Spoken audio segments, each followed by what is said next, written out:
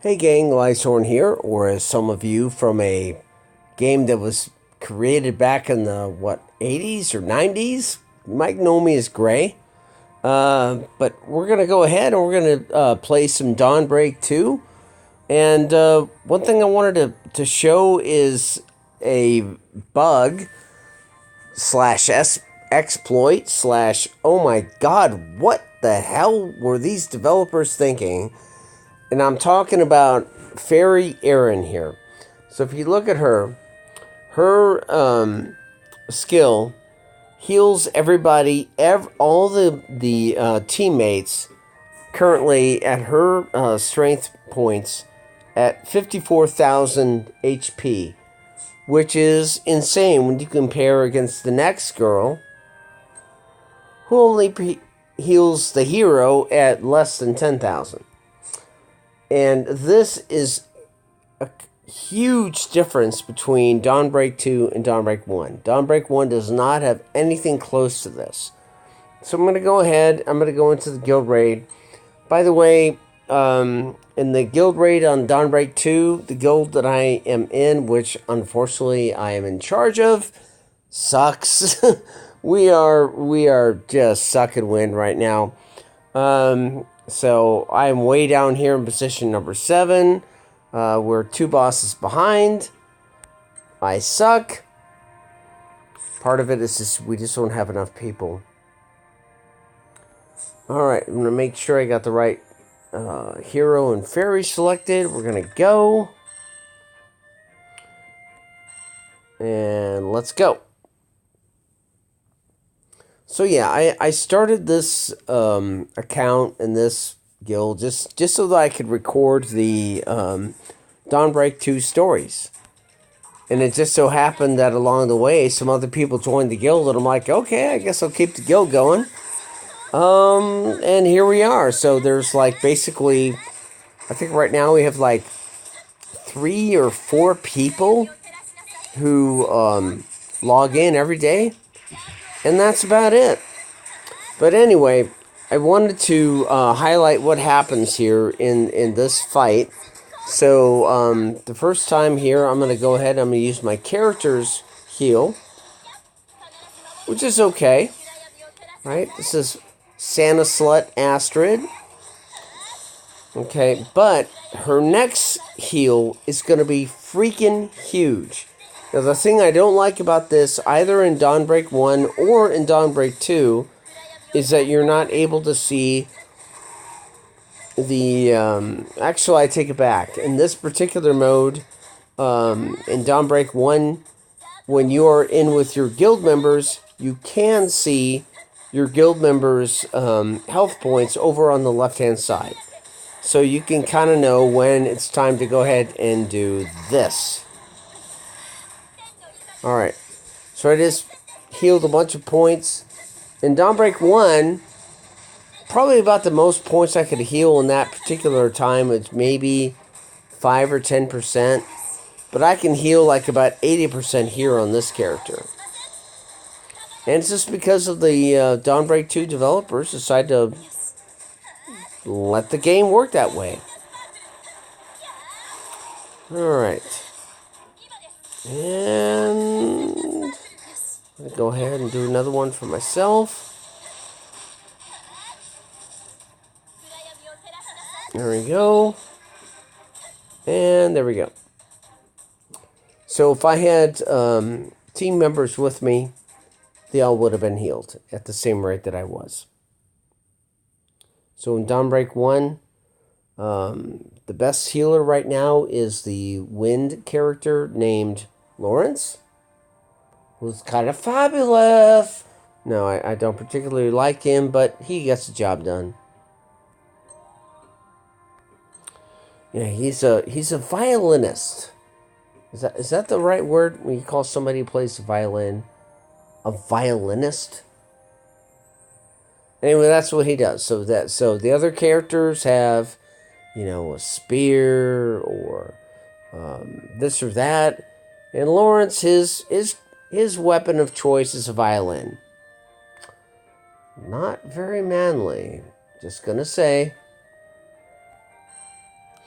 But Lawrence, of all the characters that I have on either servers, when you take aside this buggy fairy that I have equipped on Astrid, he is the best character that heals the entire group. Because what he can do is that you can fire off his interrupt skill, fire off his one orange skill, and he will give everybody in the group health points. And then once it gives him 3 health points in a row, then he gives everybody a shield. And that's a really good group buff to have in terms of a support character. Now, I only use him when I'm in the guild raid mode, because that's when I need a support character. When I'm playing solo, then I'm going to be using the best attack character that I have. And I do not use Lawrence in those modes. Alright. However, Dawnbreak 2 versus Dawnbreak 1 are different play experiences for me. In Dawnbreak 1, depending on what quest I'm launching on, I will change who the lead character is. Whereas in Dawnbreak 2, it is almost always Astrid. Because right now in Dawnbreak 2, Astrid is my #1 character in all modes. Because she has not only the ability to heal herself, but she has pretty much double the damage output as everybody else. And it really comes down to how many, what they call stars that she has. And it also comes down to just how the developers kind of ranked her against everybody else. So a lot of the default characters that you get in either Dawnbreak 1 or Dawnbreak 2 are just incredibly weak versus what they call Season 2 and Season 3 and higher characters. So Astrid is a Season 3 and higher character. So her statistics out of the box are way higher than anybody you could ever hope to get out of Seasons 1 and 2. So when you're first starting out, if you happen to get a Season 3 or higher character, what you have to do is you pretty much have to focus all your resources into that character, because that's going to get you the biggest bang for whatever resources you're investing. That could be... oh my gosh, my cat is starting to cry at me. Oh, I hope this doesn't ruin the video. So whether it be in-game gold, whether it be in-game, fairy enhancers, in-game equipment enhancers, if you're choosing to spend real-life gold or real-life money, which most people don't like to do, and it is kind of frowned upon, but some people do it. But whatever resource you choose to spend, it is better to spend those resources on somebody who is considered to be Season 3 or higher. I think right now we're in Dawnbreak 1. I think we might be even on Season 5 by now. And those characters are freaking just amazing. You've got Clara. Clara in Dawnbreak 1 is the most powerful fire character, bar none. Probably the best character, bar none. Second to her would be Catherine. Now, Catherine was introduced in, I want to say, Season either 3 or 4. She is available on Dawnbreak 2, but it's kind of hard to get her shards up to 5-star. And I'm sorry for the audio. I'm just starting to get a round of the hiccups, and it is driving me nuts. And somebody is also texting me, and it's like, okay, here we go. Why are you people texting me?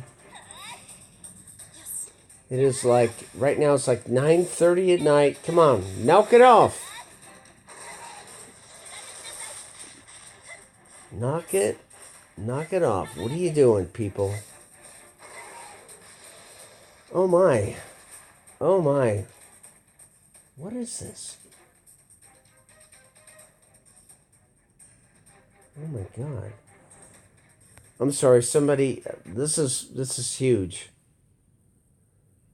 I'm sorry, somebody from my church just texted me and sent me a picture of my, something for my parents, both of whom have departed, and it has their address, and I don't know what it is that this particular sticker is stuck on, but,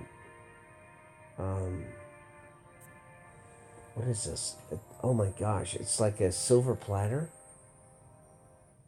Oh my God, it's a silver platter, and it's got my parents' sticker on the bottom of it. Oh my God. Okay. I gotta think about this. Okay. I'm gonna, let's go ahead and continue with the video here, but, yeah, I'll just say, I'm just gonna say cancer is an evil fucking disease. It took both of my parents and two of my grandparents from me. And cancer is just evil. It robs you of your dignity.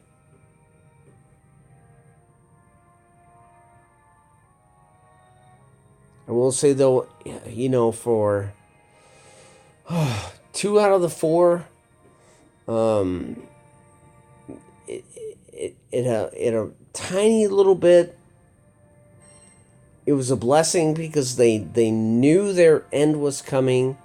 They knew their timeline. They knew that they had, okay, I have, 1 to 3 months to live. And they were able to reach out to their relatives and they were able to say, hey, if you want to say goodbye, come see me because my time's up. Whereas the other 2 of the 4 were not, because of the cancer, robbed them of their mental facilities. They were denied of the ability to what I would call to be lucid, which is to be in control of their mental facilities where they could make decisions. And so those 2 people, which would be my mother and my maternal grandfather, they were not in the position to say, hey, relatives, come out, come see me because my time's up. I want to say goodbye to you. And I want to, resolve whatever it is that we need to resolve so that everybody can have peace. So, on the one hand, cancer is just freaking evil. Actually, in every case, it's evil. So just, I'm not saying this right, but the idea is that, if you have a competent medical team and they are positioned to say, okay, the treatment's not working, we can keep trying, but, your prognosis is like 5% out of 100 or whatever it is. The problem with my mother is that they kind of, I don't know if they lied to her or they just tried to give her false hope. I'm not sure what. Again, I'm not a doctor. I'm not a nurse. In the comments, just go ahead and rip me to shreds if you think that I'm, way off base on this. But there was a point where she kind of reached the point past no return, where there was no hope. And she was not given the opportunity to prepare her soul and her family. And so what happened was that she and her husband had hope that she could continue on and get healed. However, She was now down to like 90 pounds, subjected to bacteria that was like freaking terrible diarrhea that was infectious. So if you tried to visit her, if you went into her hospital room, which was segregated, you had to put on hospital gloves and a mask, so that there was no chance of you getting infected. And by the way, all of that was because she was situated in the hospital and not at home in hospice, where she could have been cared for and given comfort. By the way, where are we here? We are at Guild Rage. Got one more. So this is my rant against how cancer elderly cancer patients are treated. It's kind of evolved over the years. So, from my observation, pre-Obamacare, there seemed to be every effort to kind of keep the person thinking that they could, survive it, and take every possible measure to keep going, which just kind of racked up the medical bills. And then post-Obamacare was like, you've had a good run. Let's just make you comfortable. I have mixed emotions about what is the best for the person in question. I had a conversation with one of my relatives who was on her deathbed prior to Obamacare, and she said, "You know what? I've already gone through the chemo treatments. I've had my chemo. I came out of remission. I had another 2 years. I had a good run. Now I'm back. I'm back, and I have the cancer has come back, and I don't want to go through the chemo again. I just don't want to suffer through losing another," because she was already, at that time, she was, before the cancer hit, she was kind of a hefty woman. She went down to 100 to 90 pounds. And then after she came out of remission, out of the first cancer, maybe she came back with 5 or 10 pounds, but she just didn't have the stamina to go another round of another year of chemo. And so she decided, I think at the time she was in her early to mid 80s. And she said, "You know what? I've had a good run. I'm not going to subject myself to this. And I'm just going to go ahead and I'm going to make my peace with God and make sure everybody in my family knows what's going on so that we can catch up. Make sure my affairs are in order." And that was, in her particular case, that was a sensible thing to do. In the case of one of my other relatives, pre-Obamacare, who was not given all of the facts, and I'm not sure she was, again, I'm talking about my mother, she was not able to take care of her affairs.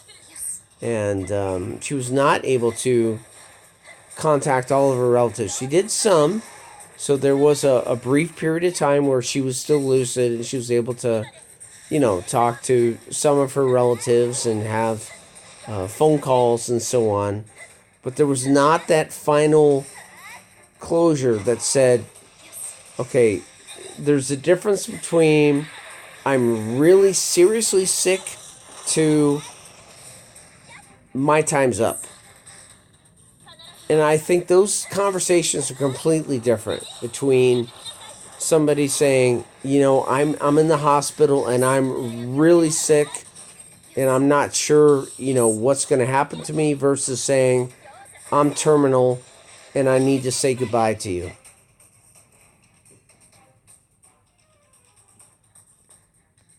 And I'm sorry, this YouTube video just took a really dark turn because I was going to talk about healing, right? I was going to talk about how the healing character on this server is so much better than Dawnbreak 1.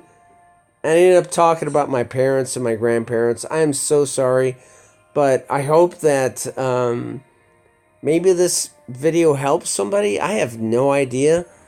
I certainly hope that this wasn't depressing.